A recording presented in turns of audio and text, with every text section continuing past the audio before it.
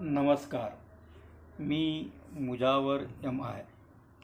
आपणाला माहीत आहे, नुकत्याच लोकसभेच्या निवडणुका झालेल्या आहेत आणि या लोकसभेच्या निवडणुकीनंतर माननीय मोदी यांची तिसरी टर्म सुरू झालेली आहे. एकंदरीत सर्व घडामोडी पाहता आपणाला असं दिसून येईल की माननीय मोदी यांची प्रतिमा आता देशामध्ये पहिल्यासारखी राहिलेली नाही. त्यांची लोकप्रियताही आता पहिल्यासारखी राहिलेली नाही आणि आता भविष्यात एक चेहरा म्हणून त्यांच्या नावावर मते मिळतील की नाही यावर देखील आता शंका उत्पन्न होऊ लागलेली आहे. हे वास्तव आहे, हे वास्तव आपण स्वीकारलं पाहिजे.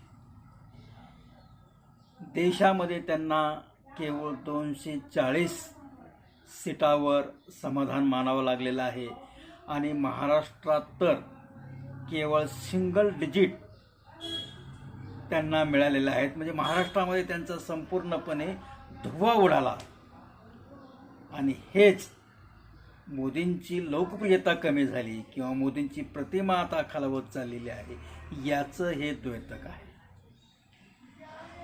सन 2014 सन 2019 या 2 टर्म म्हणजे 10 वर्षाचा कालावधी हा अगदी सहजरित्या मोदींनी पार केला. या 10 वर्षामध्ये त्यांनी पूर्णपणे एक कलमी कार्यक्रम राबवला.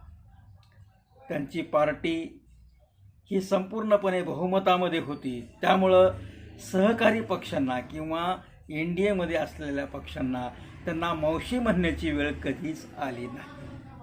त्यामुळं पूर्ण 10 वर्षाचा हा काळ त्यांचा एककलमी राहिला. मोदी बोले आणि देश हाले असा हा त्यांचा कार्यक्रम राहिला. पण हा कार्यक्रम राबवत असताना त्यांच्याकडून काही लोकहिताचे निर्णय किंवा देशहिताचे निर्णय घेण्याचं राहून गेलं. तिसरी टर्म सुरू झाली त्यावेळेस मोदींना असं वाटलं की धार्मिक ध्रुवीकरणाचा हुकमे एका वापरला की कुठल्याही समस्येला बगल ही दिली जाऊ शकते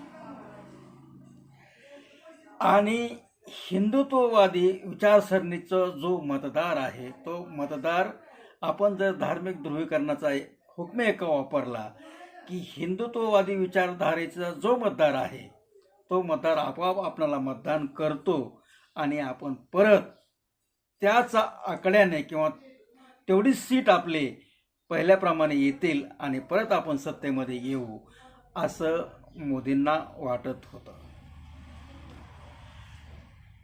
विचाराच्या धारेवर किंवा सहानुभूतीच्या धारेवर एक वेळ फार तर 2 वेळेस यश हे मिळू शकतं, परंतु ते पुन्हा पुन्हा हे मिळत नसतं.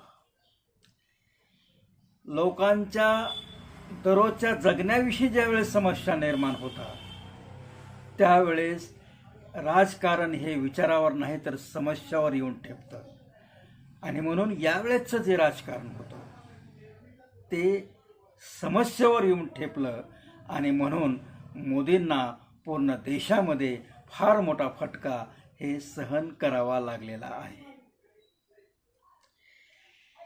मोदींना आता स्वतःच्या स्वबळावर सरकार न बनवता येऊन त्यांनी आता NDAचं सरकार बनवलेलं आहे आणि या NDAच्या सरकारमध्ये त्यांची अवस्था आता अशी आहे की एखादी कमजोर विकेट क्रिकेटमध्ये ज्याप्रमाणे असते ते कमजोर विकेटप्रमाणे ते आता त्या ठिकाणी खेळत आहेत. म्हणजेच काय तर क्रिकेटमध्ये एखादी कमजोर विकेट असावी आणि जर एखादा बॉलर त्याला कधी आऊट करेल, एखादा बॉल कधी चांगला येईल आणि तो कधी आऊट होईल याचा कधी नेम नसतो. त्यामुळं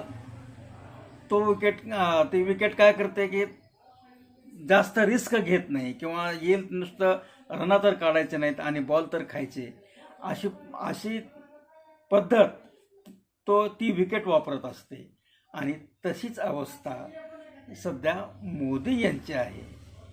मोदी हे सध्या कमजोर, ह्या सरकारमधील एक कमजोर विकेट आहेत.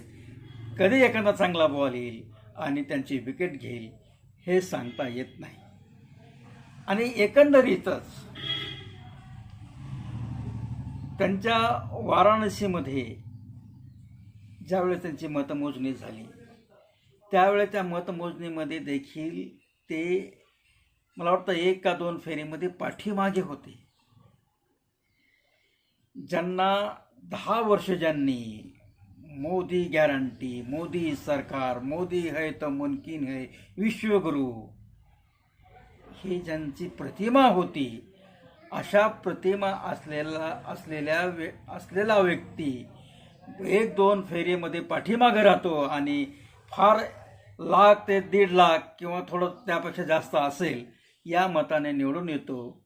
हे याचंच प्रतीक आहे किंवा हे याचंच द्योतक आहे की आता मोदींची प्रतिमा हे खालावत चाललेली आहे किंवा खालावलेली आहे.